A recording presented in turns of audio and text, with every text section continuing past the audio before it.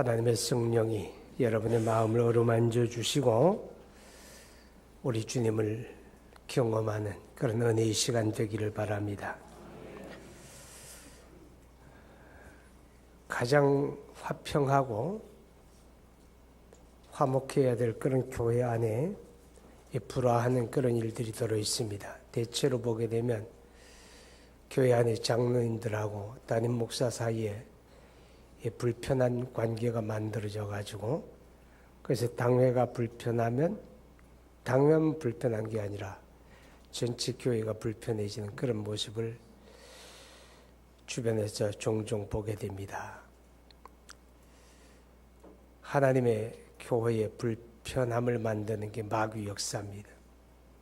여러분들은 늘 우리 화평교회가 그런 불편함이 없음을 감사하시고 또 불편함이 없기를 위해서 기도하시기 바랍니다. 오늘 성경은 하나님이 우리를 자기와 화목하게 하셨다 그렇게 말합니다. 화목한 게 얼마나 좋아요, 그죠? 이 불화하고 불편하게 만들어가는 거, 불행을 가져오는 그런 모습입니다. 하나님이 우리를 하나님과 더불어 화목하게 하셨다 이렇게 말씀하는 것은 전제되는 게 있습니다. 그게 뭔가 하면 이전에는 하나님과 우리 사이에 불편했다는 거죠. 하나님과 우리 사이에 불화가 있었다는 거죠. 화목하지 못했다 그 말입니다. 왜 그렇습니까? 아담 안에서 범죄하고 타락했기 때문에 그렇습니다. 아담 안에서 범죄하고 타락한 그 타락의 결과가 하나님과 우리 관계에 단절을 가져오게 됩니다. 단절을 가져오고 그 단절은 하나님과의 불화가 되는 거죠. 우리가 성경에 보게 되면 죄의 결과에 대해서 죽음을 이야기하게 됩니다. 오늘 읽지 않은 12절의 말씀을 보게 되면 한 사람으로 말미암아 죄가 세상에 들어오고 죄로 말미암아 죽음이 세상에 왔는데 모든 사람이 죄를 지었으므로 죽음이 모든 사람에게 왕노릇하였다 그렇게 말합니다. 죄로 인해서 그 죄의 결과가 인간에게 죽음을 가져왔습니다. 죽음이라고 하는 건 성경은 세 가지 정도의 죽음을 이야기합니다. 그 중에 첫째는 영적인 죽음이다 그렇게 말합니다. 영적인 죽음이라고 하는 것은 죄로 인해서 하나님과의 관계가 단절되는 그 자체를 말하는 것입니다. 마치 나무가지가 줄기에서 잘려지는 것처럼 죄 때문에 나와 하나님의 관계가 단절되는 것, 그것을 영적인 죽음이다 그렇게 말합니다. 그러니까 이 땅에 태어나는 모든 사람은 영적으로 죽은 자들입니다. 아담 안에서. 그래서 에베소 2장 1절을 보게 되면 허물과 죄로 죽었던 너희를 그렇게 말하는 것입니다. 영적으로 죽어 있기 때문에 영이신 하나님을 인식하지 못합니다. 우리가 다 하나님의 지음을 받고 하나님을 따라 영적인 존재로 지음을 받았음에도 불구하고 우리가 영적으로 죽어 있으니까 영이신 하나님 인식하지 못하는 거예요. 그것이 첫 번째 죽음. 그 다음에 두 번째 죽음은 우리가 육체를 입고 이 땅에 살다가 그리고 육체의 죽음을 맞이하는 그 육체의 죽음입니다. 인생의 연수가 70이요 강건하면 80인데 그게 한계 수명이에요. 그만큼 살게 되면 다 죽음을 맞이하는 겁니다. 사람에게 한 번 죽는 것은 하나님의 정하신 것이다. 그러니까 죽음을 피할 수 있는 사람은 아무도 없어요. 아까 광고 시간에 두 사람이 죽음에 대한 이야기도 광고했잖아요. 최윤주 집사님의 모친이 돌아가셔서 오늘과 내일 장례식이 있습니다. 또 김도화 집사님의 부친이 돌아가셔서 오늘 저녁에 또 조문 간다 그렇게 이야기합니다. 이런 죽음을 가리켜서 그건 육체적인 죽음이다 그렇게 말합니다. 육체적인 죽음. 우린 다 죽음의 운명을 가진 존재들인데 근데 아주 많은 사람들이 자기 코앞에 죽음이 다가왔는데 죽을 생각은 안 하고 살 생각만 합니다. 그것도 사실은 행복이에요. 아, 내가 내일은 죽는다, 모레는 죽는다, 다음은 죽는다. 뭐 그런 죽음을 생각하고 살면 그 삶이 얼마나 참 어렵겠어요, 그죠? 그런데 전혀 죽음을 생각하지 않고 사니까 죽음의 순간까지도 참 감사한 거예요. 그죠? 죽음을 생각하지 않는 거. 그러나 성경은 이렇게 말합니다. 지혜로운 자는 자기의 때를 안다는 거죠. 그 때를 안다고 하는 말은 뭐예요? 내가 할 일이 뭔가를 아는 거죠. 세 번째 죽음은 영원한 죽음입니다. 우리가 육체의 죽음을 맞이하고 하나님 앞에 가서 우리 죄를 따라 하나님의 심판을 받게 되고, 그리고 우리 영혼이 영원한 형벌에 들어가는 걸, 그걸 영적인 죽음이라고 말합니다. 여러분, 전방부대에서 총기 사고가 나가지고 5명이 목숨을 잃고 여러 사람이 몸을 다치고 그런 불행스러운 사고가 일어났는데, 자녀들을 군대 보낸 사람은 그래서 노심초사하는 거예요. 기도에 깨 있어야 되는 거예요. 왜냐하면 언제 어떤 일이 벌어질는지 몰라요. 왜냐하면 군대는 총기를 다 가지고 있잖아요. 총기를 다루기 때문에 뭐 그 사람이 제대를 3개월 앞둔 사람이 마음속으로부터 내가 사고를 쳐야 되겠다, 뭐 평소에 그런 마음 가졌겠습니까? 아니죠. 그 순간 감정이 폭발하는 거예요. 그 순간의 감정을 자제하지 못하니까 그런 대형 사고를 치게 됩니다. 그래서 자녀를 군대 보내거든 부모는 새벽기도 빠지는 사람은 믿음이 너무 좋든가 아니면 아주 세상 말로 똥배짱이든가 둘 중에 하나인 것 같아요. 기도 많이 하셔야 됩니다. 근데 이제 직업 군인들이야 뭐 거의 직업인이 그렇지만 일반 사병들이 군대 가가지고 지금은 2년도 안 되잖아요. 그죠? 21개월인가 하면 마치게 되는데, 이제 얼마만 하면 마친다. 몇 달만 지나면 전역한다. 꼭 끝나는 때가 있으니까 참잖아요. 그죠? 견딘단 말이죠. 근데 만약의 경우에 이 끝을 모른다. 이게 뭐 3년 후에 끝날는지 10년 후에 끝날는지 평생 동안 내가 군대에서 지낼는지 그 끝을 모른다. 그러게 되면 군 생활이 정말 미치게 될 거예요. 그죠? 끝나는 날이 있다고 하니까 참는 거예요. 그런데 말입니다. 우리가 죄를 따라 하나님의 심판을 받고 영원한 형벌을 받는 거예요. 영원한 형벌에 들어간다고 생각해 봐요. 견디겠습니까? 감당할 수 있겠습니까? 끔찍한 거예요. 해결할 방법이 없는 거예요. 그래서 우리가 이 땅에 살 때 예수 믿어야 되고, 기왕 예수 믿을 바에는 잘 믿으시기 바랍니다. 할렐루야. 그리고 예수 믿고 구원받은 사람은 그런 심판이 없습니다. 요한복음 5장 24절을 보게 되면 믿는 자는 영생을 얻었고 심판에 이르지 아니하나니 사망에서 생명으로 옮겼느니라, 그렇게 말한 거예요. 왜 믿는 자는 심판 안 받습니까? 믿는 자는 우리 죄를 해결했기 때문에, 그리스도가 십자가에서 우리 죄를 해결했기 때문에 믿는 자는 심판을 받지 않는 거예요. 할렐루야. 그리고 죄 때문에 이런 죽음이 우리에 오는 것뿐만 아니라 죄로 말미암아 하나님과 우리 사이가 원수된 관계가 되었다, 그렇게 말합니다. 우리 읽은 말씀 10절을 보게 되면 곧 우리가 원수되었을 때에 그의 아들이 죽으심으로 말미암아 하나님과 화목하게 되었은즉, 그렇게 말합니다. 우리가 원수된 관계라는 거죠. 원수. 자, 하나님이 그 원수에 대해서 복을 줄까요? 벌을 줄까요? 잘 모르시겠어요?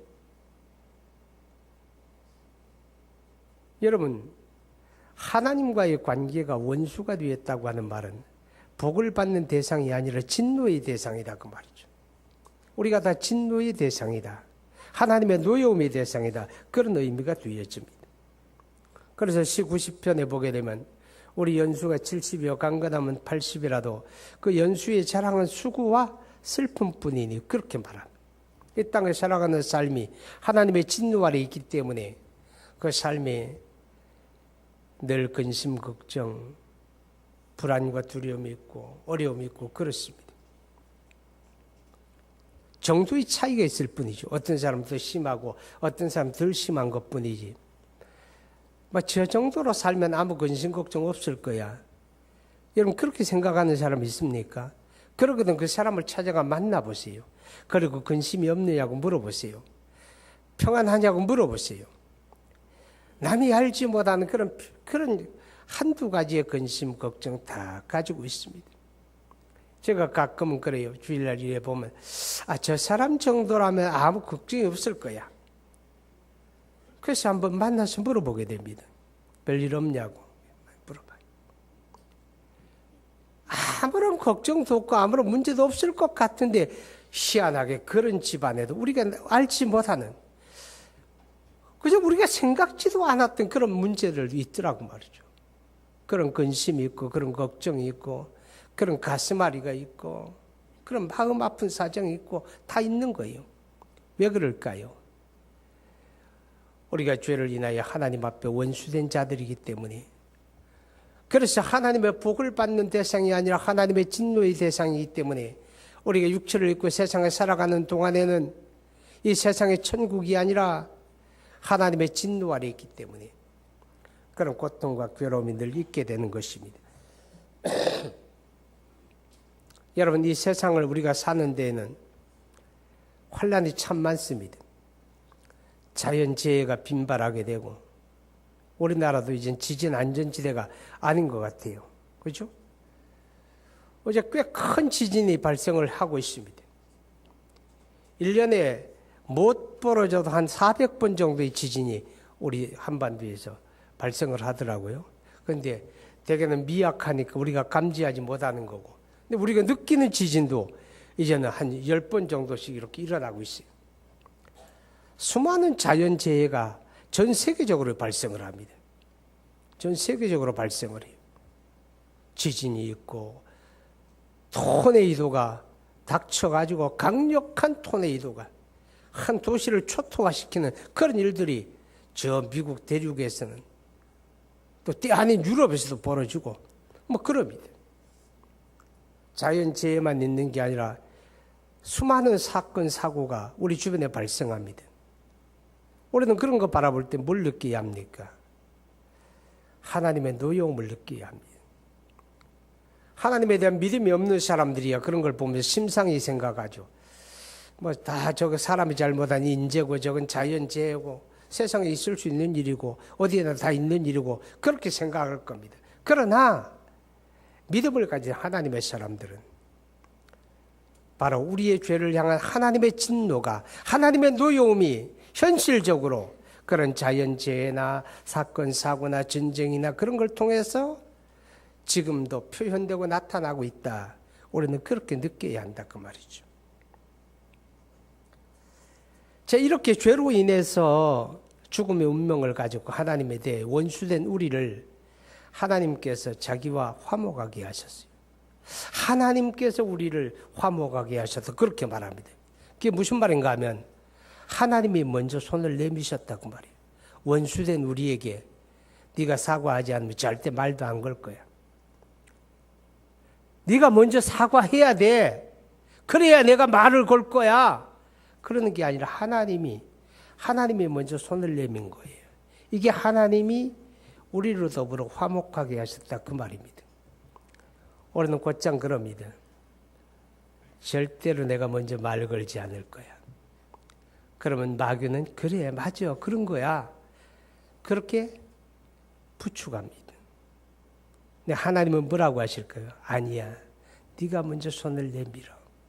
그게 하나님의 방식이다. 그렇게 말씀을 해요.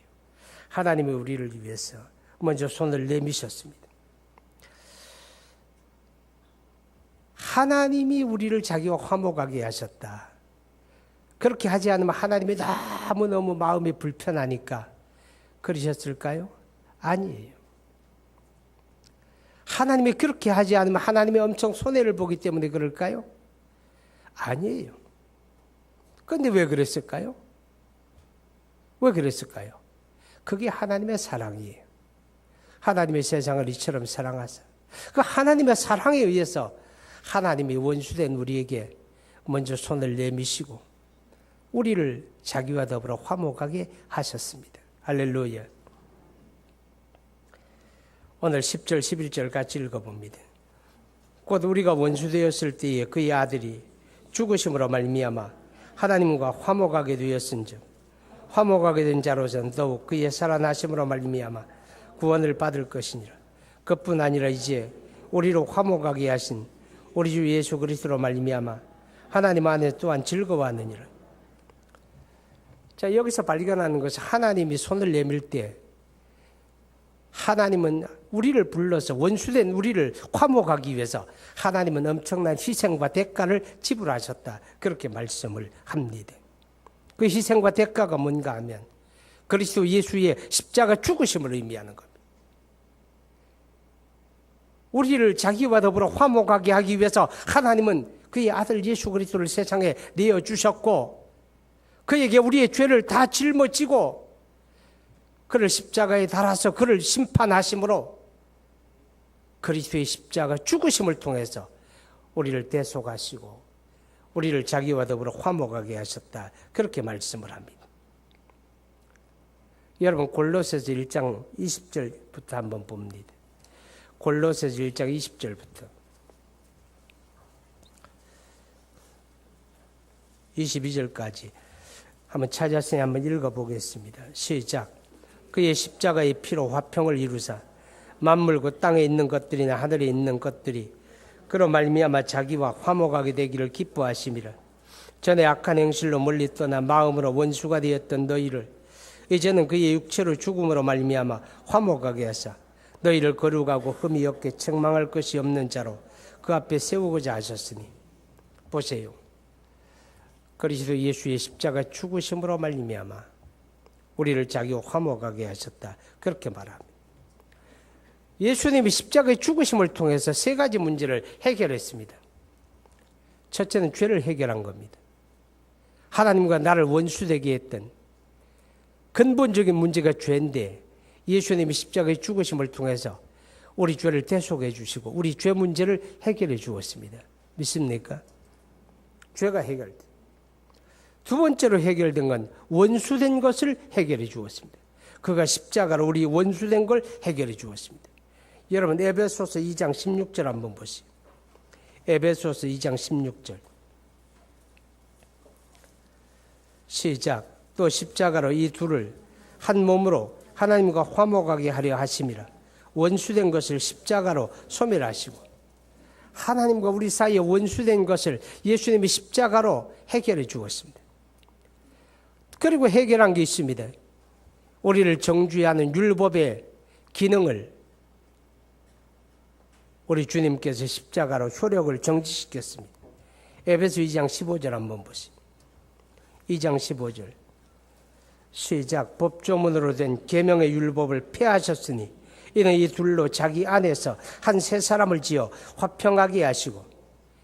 율법이 우리를 정죄하고 율법이 우리를 판단하게 되는데 그런데 예수님이 십자가의 죽으심을 통해서 그 율법의 모든 요구를 다 끌어안으시고 담당하시고 그가 행하시고 그래서 그의 십자가를 통해서 율법의 효력을 정지해 버렸습니다.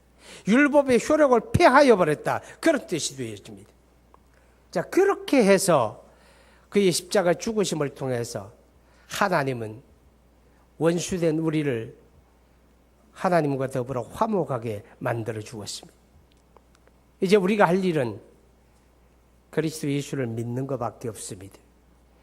그의 십자가 죽으심과 그의 부활의 은혜를 우리가 믿고 믿음을 가짐으로 우리는 죄사함을 받고 율법의 정죄로부터 자유함을 받고 그래서 원수된 게 해결되고 하나님과 더불어 화목하게 된 줄 믿습니다. 이제 고린도후서 5장 17절 봅니다. 고린도후서 5장 17절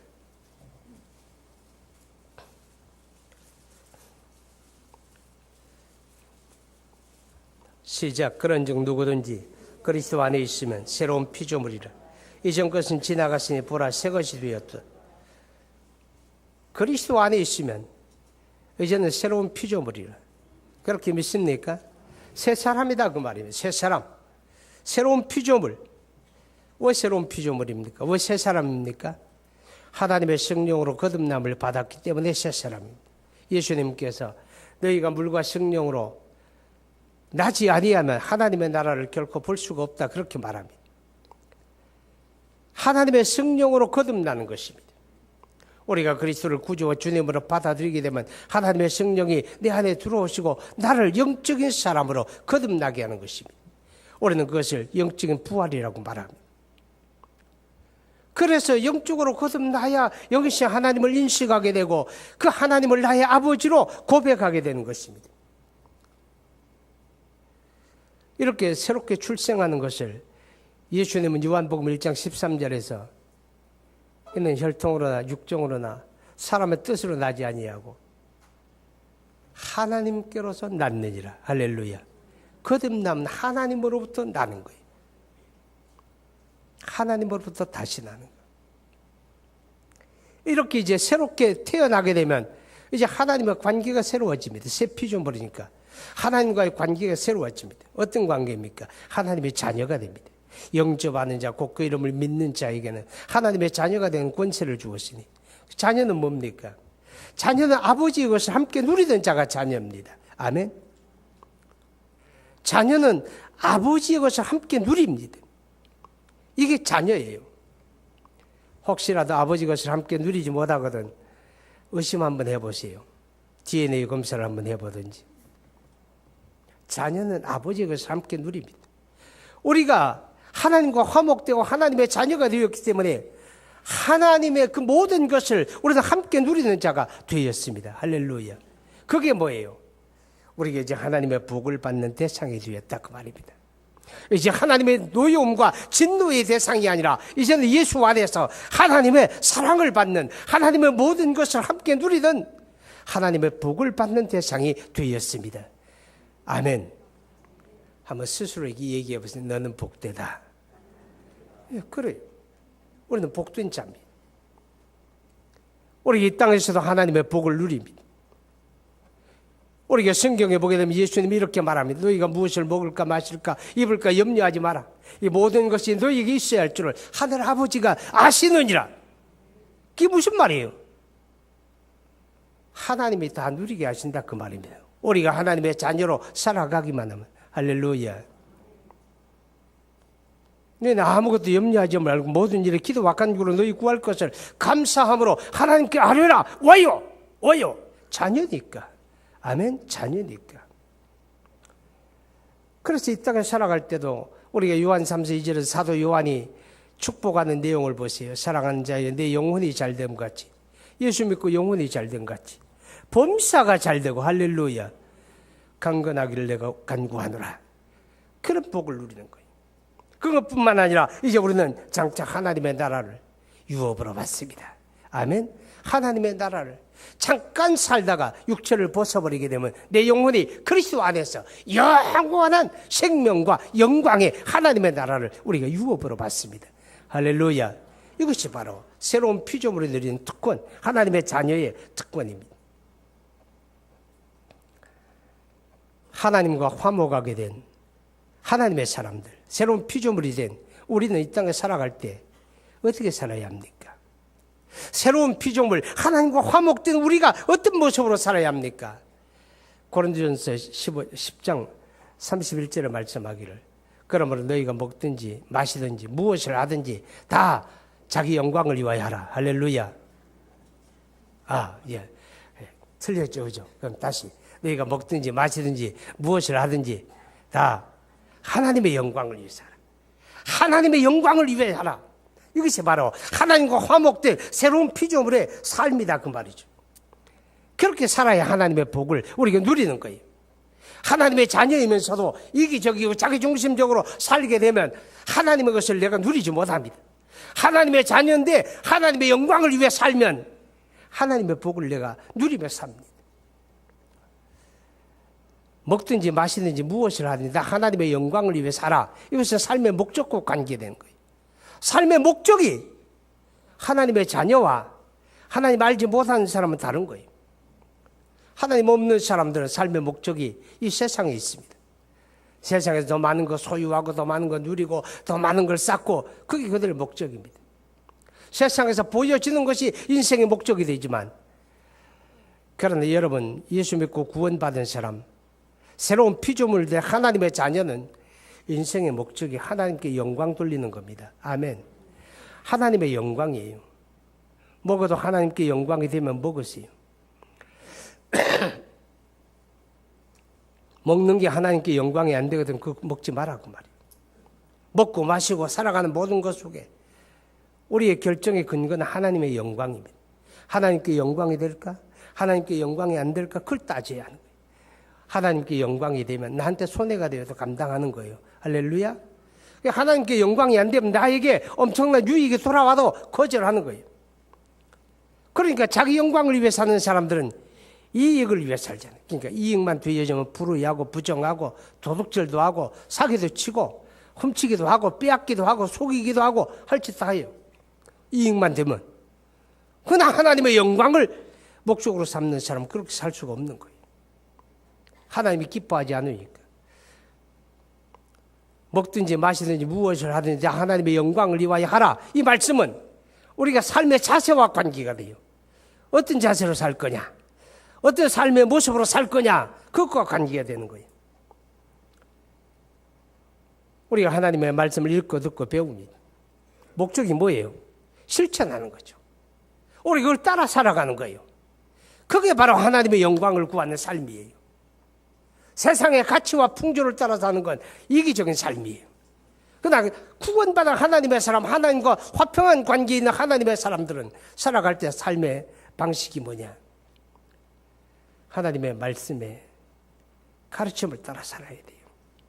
그래서 예수님께서 그 삶을 가르쳐서 너에게 좁은 문으로 들어가라 그렇게 말합니다. 좁은 문으로 들어가라. 그 문은 좁고 길이 협착하여 그리로 들어가는 자가 많지 아니하다. 그러나 그 길은 필경 생명의 길이다. 아멘. 생명의 길이다. 넓은 문은 문이 넓고 길이 넓어서 그리로 들어가는 자가 많다. 그러나 그 길은 필경 멸망의 길이다. 그렇게 말씀을 해요. 여러분, 우리가 세상의 풍조와 가치를 따라서 살아가는 것은 쉬워요. 세상 사람들이 다 그렇게 살아가는데 우리가 그들처럼 살아가는 건 쉬워요. 어려울 게 하나도 없어요. 그런데 그렇게 살아가는 속에서 내가 그들과 같은 방식으로 살지 않고 그들과 같은 가치관으로 살지 않고 하나님의 말씀을 따라 산다. 어려운 거예요. 어려운 거예요. 희생이 따르는 거예요. 차별이 따르는 거예요. 그래도 그것이 하나님의 영광이라면, 아멘. 그래도 그것이 하나님의 영광이라면 그렇게 살아야 하는 거예요. 그렇게 살아야 하는 거예요. 오늘 저와 여러분이 그렇게 살기를 결심할 수 있기 바랍니다. 다짐할 수 있기 바랍니다. 그게 복이에요. 그렇지만 우리가 결심하고 다짐한다고 다 감당하는 건 아닙니다. 우리 안에 연약함이 있습니다. 그래서 우리가 기도하는 거예요.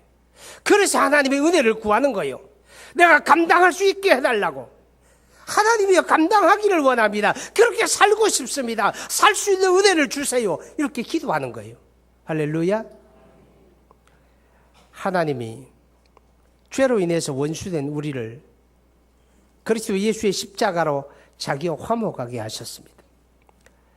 그래서 이제 우리는 새로운 피조물이 되었습니다. 여러분, 먹든지 마시든지 무엇을 하든지 하나님의 영광을 위하여 살 수 있기를 바랍니다. 우리 함께 기도합니다. 오늘을 시작해 또 한 주간의 삶을 주님 하나님의 영광 위에 살기 원합니다. 여러분, 우리는 진노의 대상이 아니라 하나님의 복을 누리는 대상이 되었습니다. 하나님의 영광 위에 살면 하나님의 복을 누리게 됩니다.